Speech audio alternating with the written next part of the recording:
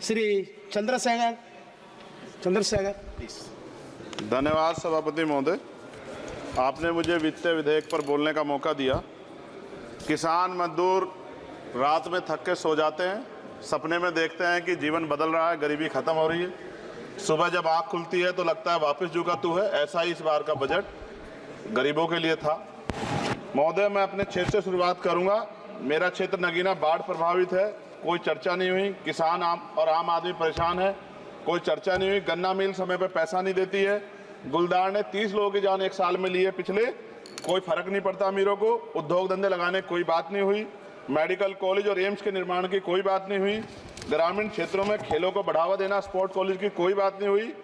महोदय, देश में भूमि सुधार किया जाए।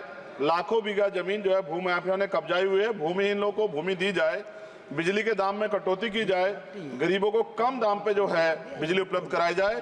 ठेकेदारी प्रथा, संविदा, लेटर एंट्री खत्म की जाए, पक्की नौकरी दी जाए। निजीकरण की वजह से सरकारी नौकरियां लगभग खत्म हो गई हैं। मेरी मांग है, और मैंने निजी विधेयक भी पेश किया था, कि निजी क्षेत्रों में SC ST की OBC के लोगों को आरक्षण की व्यवस्था कराई जाए और पुरानी पेंशन बहाल की जाए। लोगों के पास एक तरफ सरकारी योजना चलाकर प्रधानमंत्री आवास योजना जो है उसके नाम पर मकान दिए जाने की बात होती है, वहीं दूसरी तरफ लखनऊ के अकबर नगर को तोड़ दिया जाता है। नवी मुंबई में के खार घर में What is his name? Patil. Patil is not Shankar. No, this is the caste. की जा This is caste man, Chandrasekhar. No, this Patil. Mike नहीं है सर, This one, बंद कर रहे हो sir? independent. This is independent. आ गया।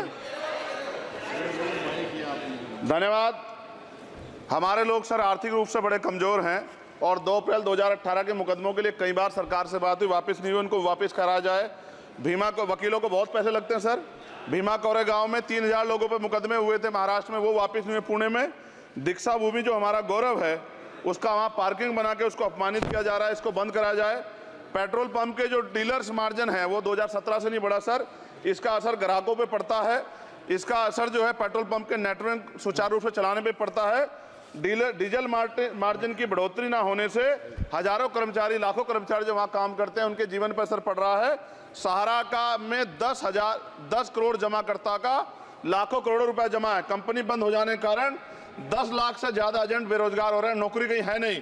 भुगतान ना होने के कारण जमाकर्ताओं के द्वारा एजेंट पर जबरदस्ती भुगतान कराने का दबाव बनाया जा रहा है, जिसके कारण 5000 से ज्यादा एजेंटों ने आत्महत्या कर ली है। सभापति महोदय, उत्तर प्रदेश देश का सबसे बड़ा सूबा है, उसको इस बजट में कुछ नहीं मिला और बहुत सारे मेंबर, 80 के लगभग हम मेंबर जो है उत्तर प्रदेश जीत के आए, ना के बराबर मिला। यूपी में 25 करोड़ से ज्यादा आबादी है उत्तर प्रदेश के अंदर, 5 किलो राशन सरकार दे रही है, लेकिन जीवन जीने के लिए काफी नहीं है। और भी बुनियादी सुविधाओं की जरूरत पड़ती है। अगर इज्जत की जिंदगी चाहिए, उसके लिए सरकार के पास कोई उपाय नहीं है। यूपी जब एक बड़ा राज्य है, लेकिन यूपी में भाजपा सरकार की विकास गति बहुत धीमी है। हमारी सरकार से, केंद्र की सरकार से मांग है, हमें यूपी की सरकार की चिंता नहीं है, लेकिन यूपी की जनता की चिंता है। मैं मांग करता हूं कि यूपी को 4 भागों में विभाजित किया जाए। डॉक्टर बाबा साहब अम्बेडकर ने कहा था 1995 में, उनकी बुक है थॉट्स ऑफ लिंग्विस्टिक स्टेट, किताब में कहा था राज्य जितना छोटा होगा, राज्य की प्रगति उतनी होगी, जनता को रोजगार मिलेगा और जनता का जीवन संपन्न होगा।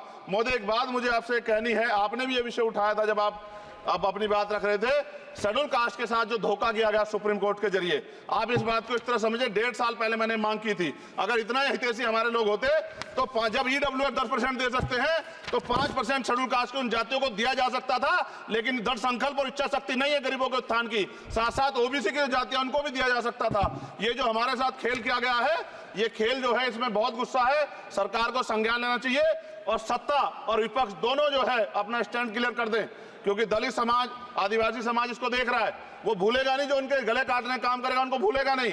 और साथ साथ एक जो मेरी पर्सनल है सर, अभी मैं सुबह से प्रयास कर रहा था कि विनेश के लिए बोलूं, जब उसको डिस्क्वालीफाई किया गया, विनेश या नहीं, लेकिन ऐसा लगा जैसे हमें चाकू घुसेड़ दिया गया। मेरे आज भी याद है उस प्रोटेस्ट में मैंने रातें काटी हैं और 4-4 गोली खाई मैंने। ये देश की अस्मिता से जुड़ा मामला था, पर हमारी मांग ये थी कि सरकार स्टैंड क्लियर कर दे, तब भी सुनवाई नहीं की गई। जब मंत्री बोलने आए तो हमने उनसे कहा कि हमें कुछ इंफॉर्मेशन चाहिए, उस पर बात नहीं हुई। सवाल ये है सर, 1 गोल्ड हमारे लिए आ रहा था और जब ये गोल्ड आता देश गौरवान्वित होता, और क्या व्यवस्था थी सर कि उसका वेट बढ़ गया, पता ही नहीं लगा सिस्टम के लोगों को। क्या बेवकूफी की गई है, ये सोचने का विषय है सर। ये बहुत महत्वपूर्ण देश की बेटी का मामला है। ये हरियाणा की बेटी नहीं है सर, वो एक जात की बेटी नहीं है, वो हमारी बहन है, देश की बेटी है।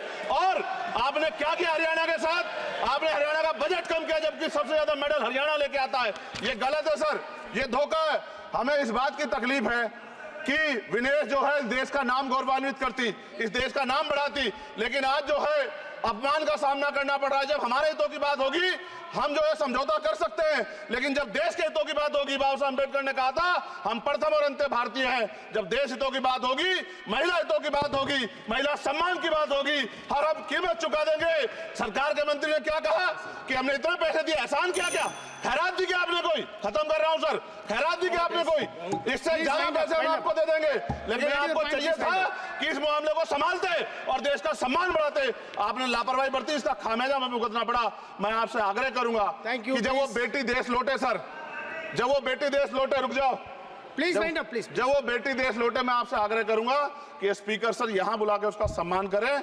हम सब लोग, वो देश की बेटी है सर, देश के लिए गोल्डन कर गए वो गल है, वो उसका सम्मान यहां किया जाए सर, हमें चाहते हैं। बहुत बहुत धन्यवाद, आपने बात रखने का मौका दिया। महिला विरोधी चुप रहे। थैंक यू कोई महिला विरोधी नहीं बोलेगा बीच में। श्री विशाल पटेल प्लीज।